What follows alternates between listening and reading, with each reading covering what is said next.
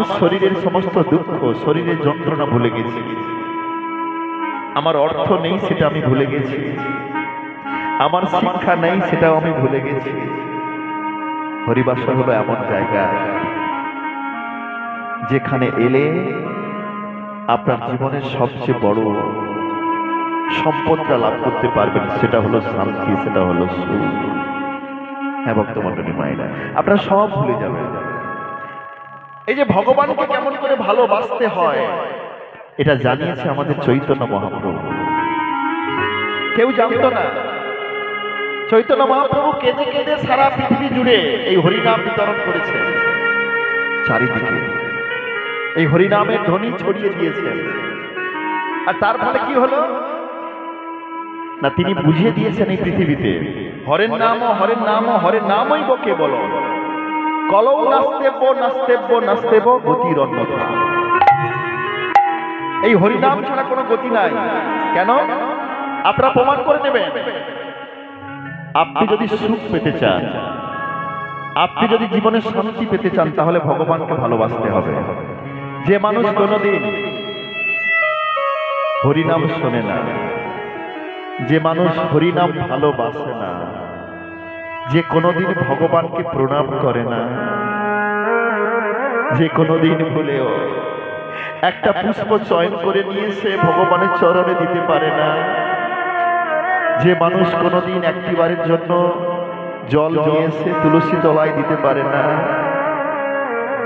যে পিতামাতাকে ভালোবাসে না, শ্রদ্ধা করে না, পিতামাতাকে কোনোদিন প্রণাম করে না, জানবেন এই জগতে তিনি সমস্ত কিছু পাবেন, কিন্তু একটা জিনিস পাবেন না, সেটা হলো শান্তি, সেটা হলো সুখ।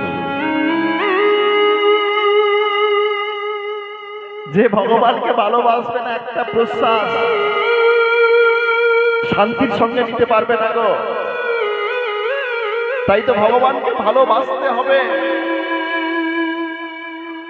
অসাধনে চিন্তামণি বিধি বিলায় আনি গোরা বড় দয়ার সাগর।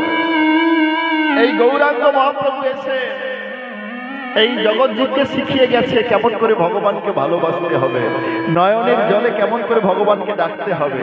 তাই তো অসাধনের চিন্তামণি তাকে বলা হয়েছে। এমন ধন পৃথিবীতে আর নেই গো, এই ত্রিভুবনে আর নেই। নিমায়ের মতো, আমার গৌরের মতো এমন ধন এই পৃথিবীতে আর দ্বিতীয় নেই গো। কোথাও খুঁজলে পাওয়া যাবে না, কোথাও পাবেন না। তাই তার চরণ অনুসরণ করে আপনার জীবনটাকে অতিবাহিত করুন, দেখবেন আপনি ধন্য হবেন, আপনার জীবন ধন্য হবে। পড়াশোনা কি করবে?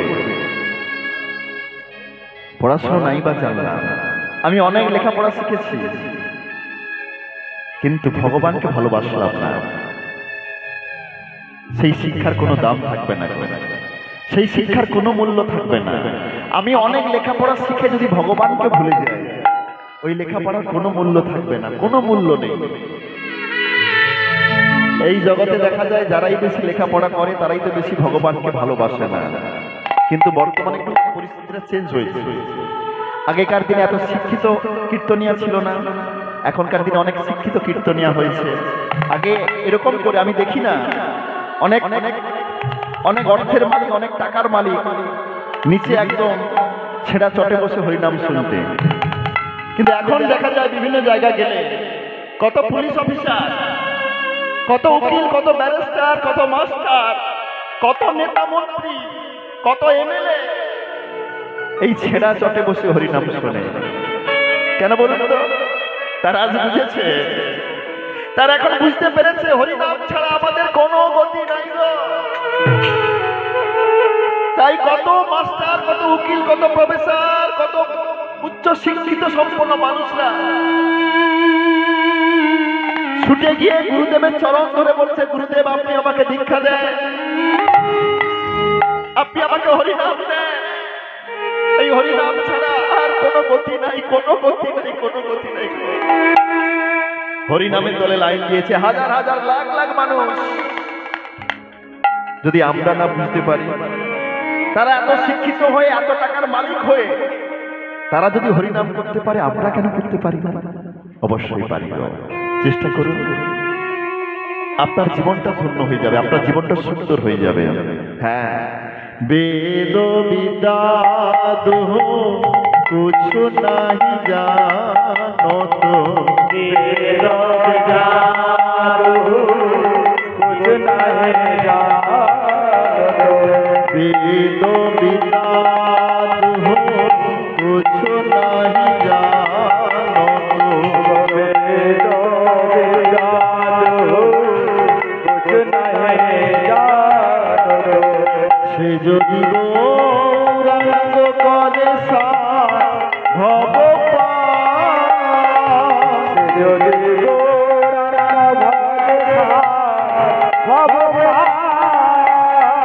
সে যদি গৌরাঙ্গ করে ভব যদি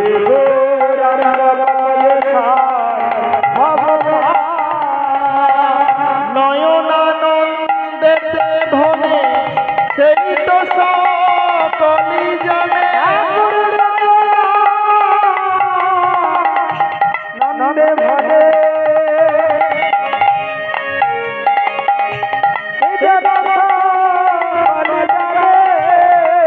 নয়নানন্দেতে ভনে সেই তো সকলি জানে,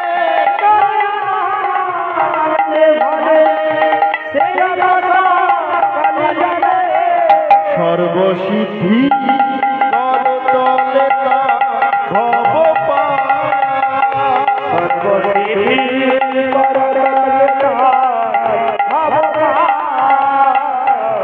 সর্বসিদ্ধি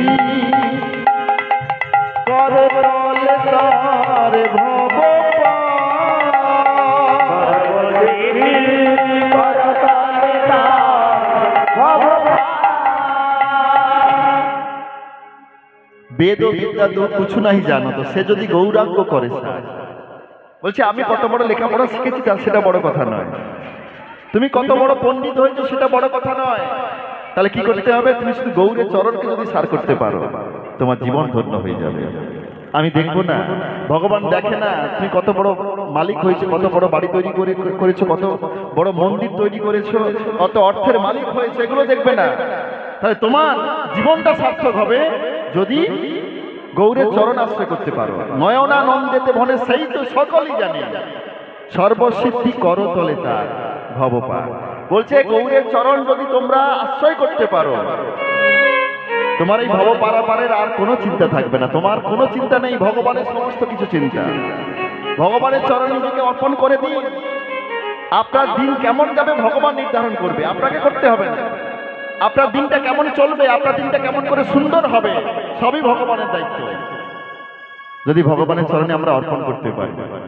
তাই এই সুন্দর পদাবলীখানা যিনি রচনা করেছেন, সুন্দর একজন পদকর্তা, আমরা একটু প্রণাম জানিয়ে আমরা লীলার মধ্যে প্রবেশ করব। কে?